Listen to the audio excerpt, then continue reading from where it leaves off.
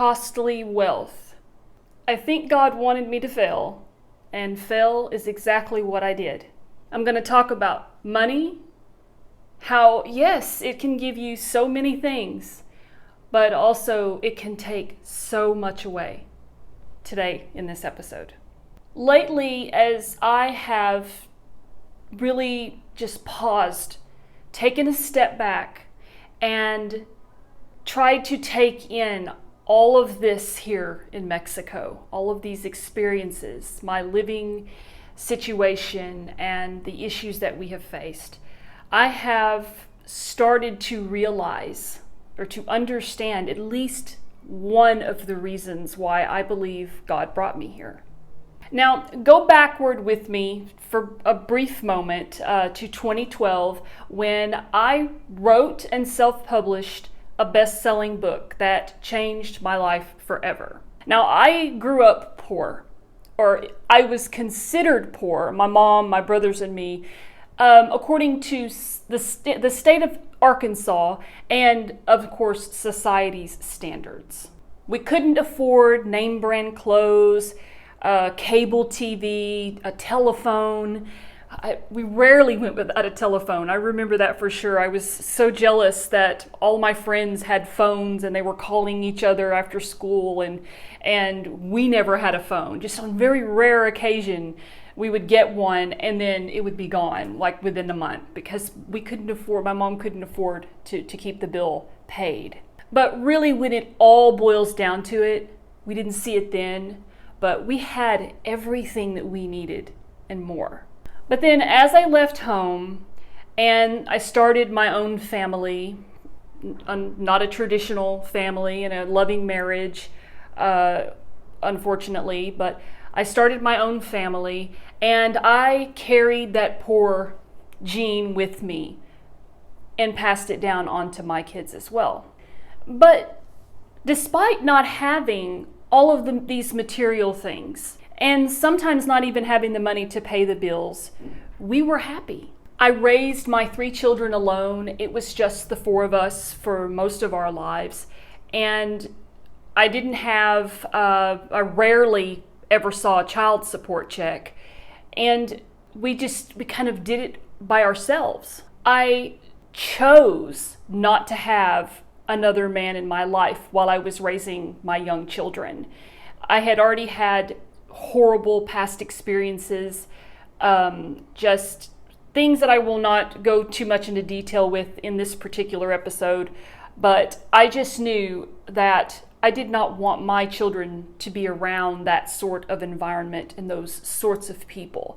And even though I wasn't really too conscious of it back then, I know that there was that part of me that just did not want to subject my kids to the things that I've seen friends subject their kids to, and that it was having men in and out of their house and such. So I chose to stay single for most of my young adult and into my later adult life because I wanted my kids to be better than that, to not experience those things that I've seen so many other people experience. And not just with men. I chose to stay away from so-called friends. I made it a point not to connect or reconnect with people from my past, people who were bad influences on me. And I'm not saying that all of my friends were bad influences. I had a couple of really good friends, but in general, most of the people that I knew were just as bad as I was. I'm not saying that I was perfect and that they just completely influenced me. I'm pretty sure that I influenced them as well. But I knew the importance of just staying out of that situation and not putting myself or my kids in that. So again, most of my adult life, all of my children's young lives, and when they went into middle school and even high school, I did not associate with these kind of people. So naturally, as my children grew up, since I didn't spend that time with other people from the outside, we spent a lot of time together. We went to Burns Park and Pinnacle Mountain and the Old Mill and Emerald Park, all these places around Arkansas. And we have so many memories from these places. And I'm glad that I gave my children that kind of life. And sometimes we would, of course, have my brothers or my mom, family members join us, and we had a lot of fun. We worked with what we had. We had very little material things, and that's all we needed. Because outside there was this big world where we didn't have to have money in order to enjoy time together or to spend time together. And we utilized the beautiful world around us by going to all these parks and such. And it was just a wonderful, wonderful time. I will never forget those days. And so many times, like when my screensaver is on my TV and I'm not watching my Amazon Fire TV and the screensaver will pop up, there's a bunch of pictures in there. And I sit there and I just stare at these pictures, like see my kids and we're at the Big Dam Bridge and they're riding their bikes, or we're climbing a mountain or something, or playing on playground equipment. And nothing can ever replace those moments when we did all of this without money, without wealth, without even being middle class. We had little, but God never let us go without. And we even had pleasures. My kids had toys and clothes. Even sometimes, though, my family would buy clothes for us, but we just never went without. I mean, I remember my kids even had video games every now and then, but the important thing is they didn't spend all of their time on those video games at this point in their life. Now, we might have lived in government housing and we had that help from the government. We had food stamps, we were on Medicaid, but we enjoyed time together. And because of those programs that were in place, we were allowed to just live as a family, a very low income family, and enjoy each other in our time together. And I thank God for that, because He blessed us with so much, even though it seemed like we had so little. We were on welfare and we were considered poor in the eyes of society. And here is a Bible verse that fits perfectly with this. Keep your lives free from the love of money and be content with what you have, because God has said, never will I leave you, never will I forsake you. Hebrews 13:5. But I was happy. I had everything I needed and more. So what could I possibly ask God for? What more could I possibly need or want? But I did ask, and God answered. He gave me so much more than I could have ever asked for, and everything that I knew would change. Looking back on it, I know now that I definitely was not prepared for the blessing that He gave me. In God's eyes, I was ready, but for His plan, not for my plan, that's for sure. Because He knows everything that we need, and He knows whether or not we are prepared to handle the blessings that He gives us. Unfortunately, I wasn't prepared, and He knew that I would fail. So why would God bless me knowing that I'm going to fail? There is a simple, easy answer for that. Because I needed to fail to understand what I understand now. God wanted me to fail and to humble me. He wanted me to experience this so that I would learn great lessons from it, and so that I could help other people and warn other people of these dangers. Here's another Bible verse. Wisdom is a shelter, as money is a shelter. But the advantage of knowledge is this: wisdom preserves those who have it. Ecclesiastes 7:12. My life without money was the only life I ever really needed. Despite living in the welfare system, I didn't need money even to buy a car, because the job that I had was a very good job. I loved it very much, and it was in walking distance from where I lived. I didn't need a car to take my kids back and forth to elementary school because their school was even in shorter walking distance from where we lived. And when my oldest son went off to middle school and junior high, there was a bus that would take him to and from.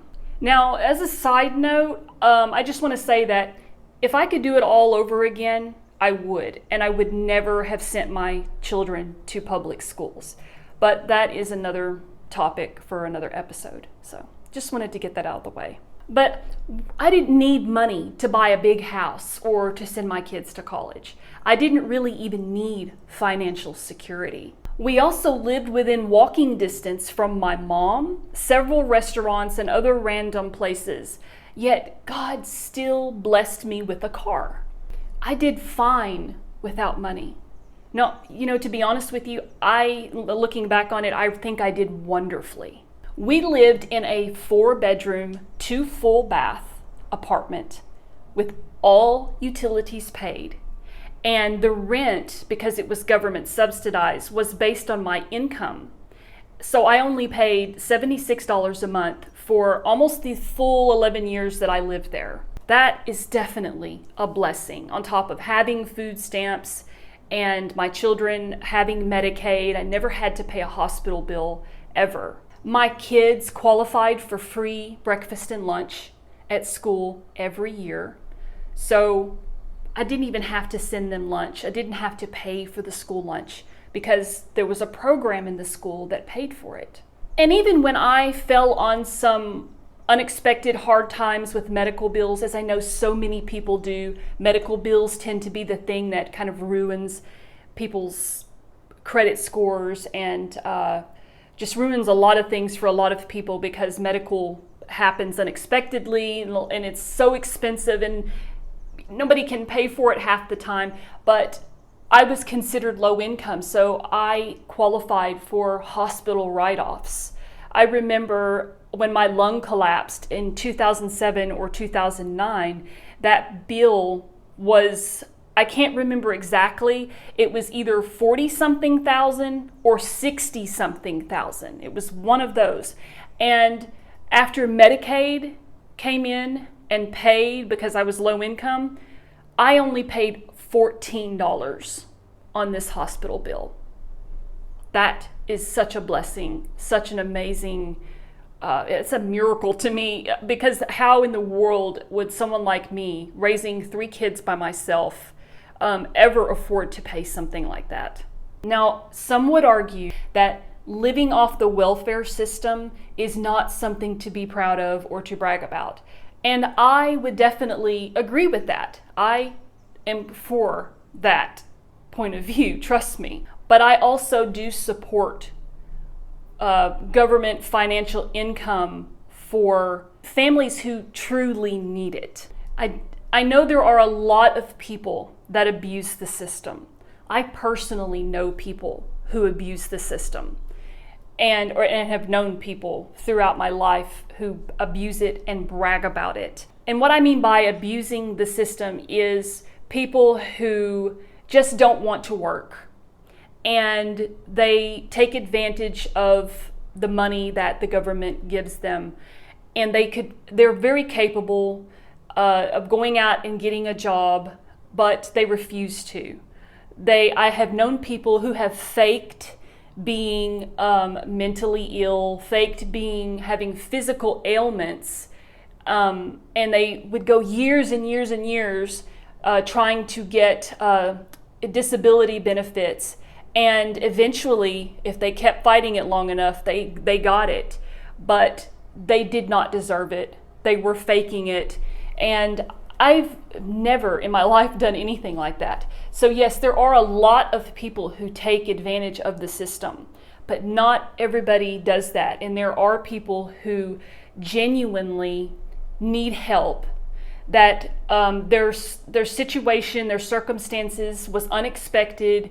They fell into a situation that was out of their control, and they needed some kind of help to get them off their feet. But that's the key here, is they needed the help to get, back on their feet, I meant to say, and to be able to free themselves from the system altogether. But I do not agree with people who just continually live on welfare and can take advantage of it for, years and years and years, and never really do anything to try to better their life or to get them out of the system. Welfare for me was literally a godsend. With its help, I was able to get my children and myself out of a long time abusive relationship and get them away from that environment. And I was able to raise them on my own. God provided for us in so many ways, and each way led me to be able to care for my children and to get us out of the system. And through all of this, I always worked. I always had a job. I worked hard, so hard toward a better life for myself and my kids. And that is precisely what I did. By the grace of God, in late 2012, I wrote and self-published a book and hit all the bestsellers lists. And a new chapter of my life began. I had more money than I knew what to do with. And I'm not going to say exactly how much money. I've already talked about that in a past episode. But looking back on that now, that kind of money doesn't really seem like that much. But for someone like me who grew up in the welfare system, it was a lot of money. But God blessed me with so much that I continue to live in financial freedom for over a decade. Unfortunately, the price that I paid for all that I had was way too high. Here's another Bible verse. Command those who are rich in this present world not to be arrogant, nor to put their hope in wealth, which is so uncertain, but to put their hope in God, who richly provides us with everything for our enjoyment. Command them to do good, to be rich in good deeds, and to be generous and willing to share. In this way they will lay up treasure for themselves as a firm foundation for the coming age, so that they may take hold of the life that is truly life. 1 Timothy 6:17 through 19. Now, although I didn't waste money on designer clothes and all of these crazy things, I still spent a lot of money on things that I did not need. I became addicted to shopping in thrift stores, Walmart, and Amazon. Part of the thrift store addiction was me telling myself that, I'm doing good because I'm shopping in thrift stores instead of buying new. But really, I was buying a lot of things I didn't need regardless. So it doesn't matter whether you're in Amazon or, in a department store, in the mall, or shopping on Amazon or the thrift stores. No matter what it is, it's all the same if you're buying just to be buying. And not only did I buy things that I didn't need, but I forgot how to be frugal. I stopped looking at the prices on things after I had just spent my entire life having to be careful with the little money that I had. Price no longer mattered. And I subconsciously used the excuse that because I used to be poor, and I lived my whole life poor, even as a child, that because now I had money, I didn't need to be frugal anymore. I didn't need to be mindful and watch the prices and have a budget. I didn't even really know that I needed to budget or that I needed to manage my money a certain way. I no longer had to pick and choose when I went shopping. I didn't have to make sacrifices anymore. I just bought whatever I wanted. And in the first 2 years of my newfound wealth, I accumulated so many new clothes, most of which I never wore, that I ended up stuffing 16 yard, I'm talking like the lawn yard trash bags that you use for leaves, the extra big ones. I packed 16 of these full of clothes and gave them away. But before the shopping addiction, I did buy a brand new Jeep and I paid cash for it because I had never had a brand new car in my entire life. And now when you think about it, look back on it, well, what do I really need a brand new car for? I mean, the excuse when I was growing up was that, you get a new car, it's fresh, you never have problems with it, or at least not for many, many years, you don't have problems with it. But if you buy used, you're going to get everybody else's baggage who drove it before you. And while that can be true, since I've had new vehicles, since 2012, I've had new vehicles before that no one has ever driven, and I've had so many problems with the cars that I have driven that I have spent thousands upon thousands of dollars in repairs. One of my Jeeps, I even had to replace an engine, which probably was a scam, but I still replaced an engine. And anyway, that's beside the point.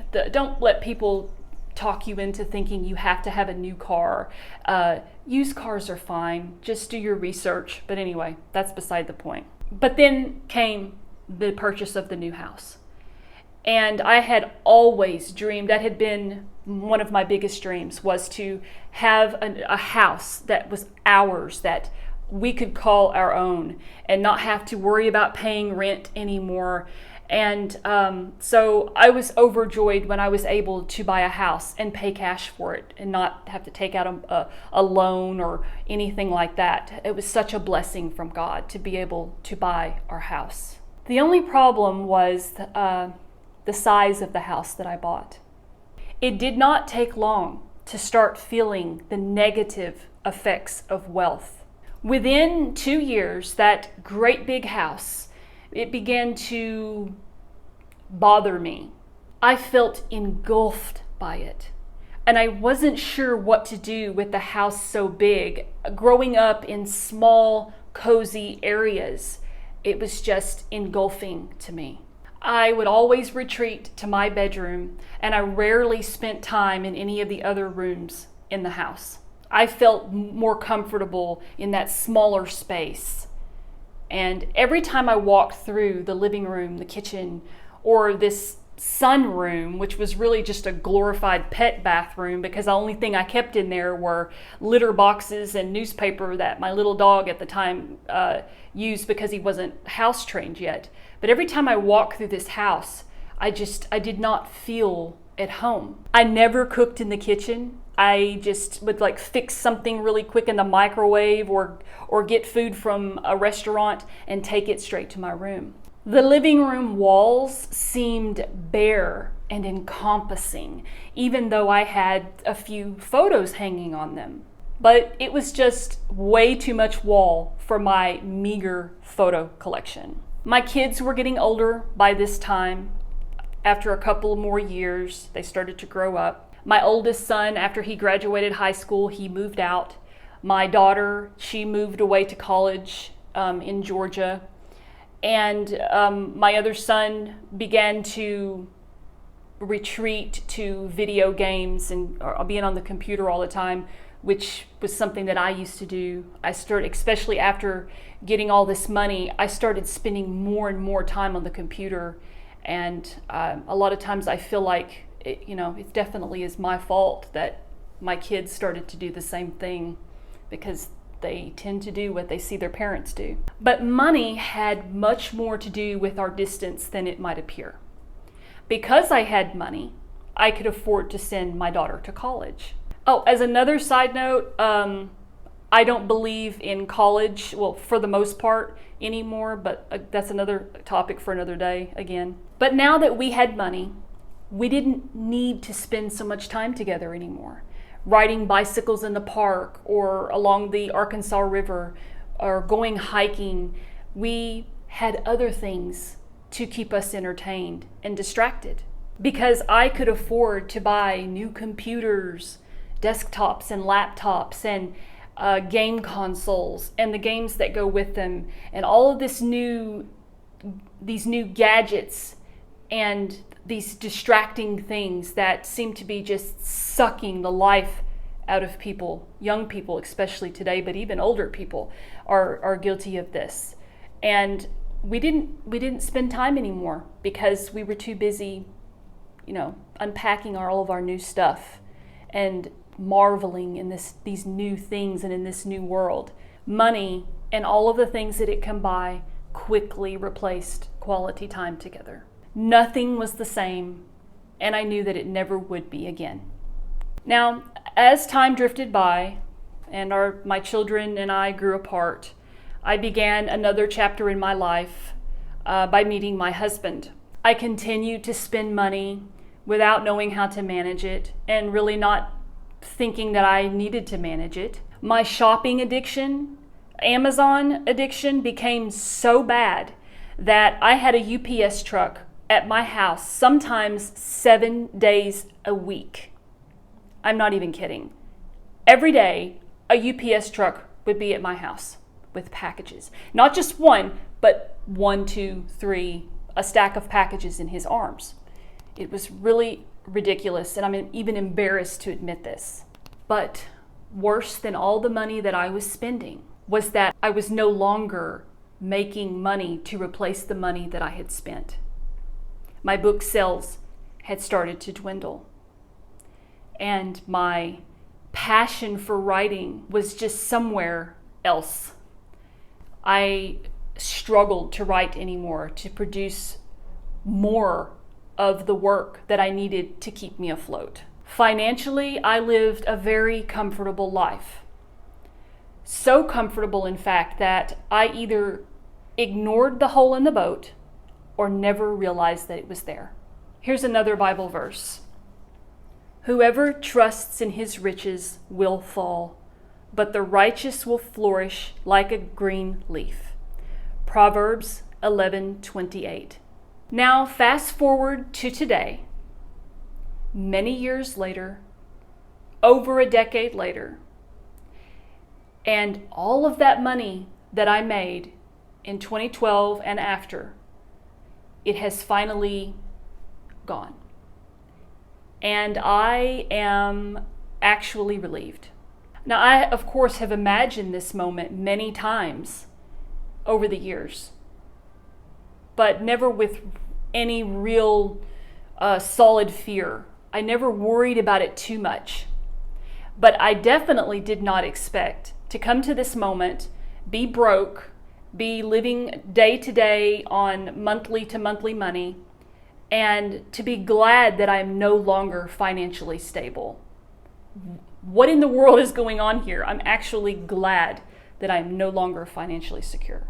I am relieved. I feel such a huge burden lifted from my shoulders, one that God wanted me to carry, because He wanted me to feel like it is to have everything we think we want and need. He wanted me to see that I had so much when I thought that we had so little. He wanted me to experience both lifestyles, both sides of the fence, so that I would undoubtedly know which one was more important and what matters most in life. He wanted me to see what we can so easily lose by gaining wealth or just the things that we desire and think that we need. He wanted me to see that not only does everything in life cost more when we can afford it, but the cost is so high that we can't even pay for it. Here's another Bible verse. Take my yoke upon you and learn from me, for I am gentle and lowly in heart, and you will find rest for your souls. For my yoke is easy and my burden is light. Matthew 11:29-30. With wealth, we lose ourselves. With wealth, we lose relationships and friendships that never need money to maintain, only to gain relationships that require it. With wealth, we forget how to save and spend wisely and have clarity about the things that we truly need versus the things that we want. With wealth, we forget what is most important in life, especially the seemingly insignificant and forgetful things, which later turn out to be the most important.